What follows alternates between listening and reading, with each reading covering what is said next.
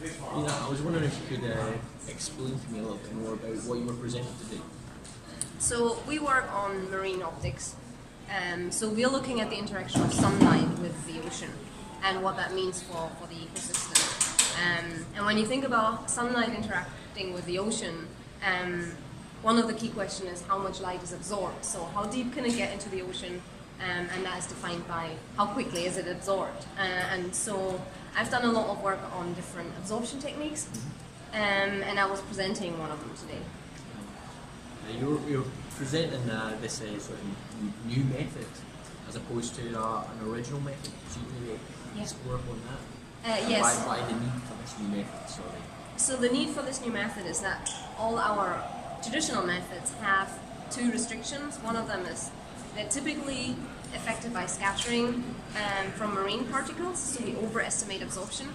And the other one is that all of our instruments, no matter if they are operated on the bench, like on discrete samples, or in the ocean as profiles, they have very small sample volumes, typically less than half a liter. And a lot of the work that we do is compare in situ measurements with satellite remote sensing reflectors. And so we need to be able to make measurements of absorption on much, much larger scales. And this is what this new technique can hopefully give us. What have you started to find out about this new technique? Is there any limitations to it? Yes, there are lots of limitations because to make the measurements is really difficult. We have to make the measurements with rather slow sensors, but at a very high depth resolution. So it takes a lot of time to kind of lower our profiler to one depth. Then we wait for 2 minutes to collect enough data and lower it again.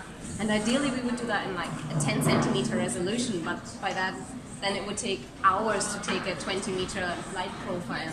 So we have to make a lot of compromises there and work with rather sparse data, which has some quality issues. Inevitably, this new technique is for us to gain a better representation of the water column, is that right? Yes, yeah, it would give us a much broader, like an estimate of a broader area of absorption coefficients, which is what we need when we want to compare it to satellite data. Where do you see this project going on to? Have you still got a little bit of time in your poster up? Or? Well, this was actually a side project because I'm now working on an Arctic Ocean project, so I have to focus my efforts a bit more onto looking in more detail at this Arctic data set.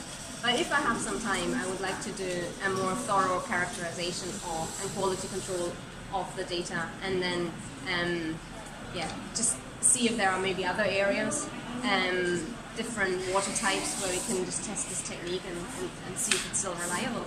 Great, thank you very much. Thanks. That was a fantastic talk. Thank you.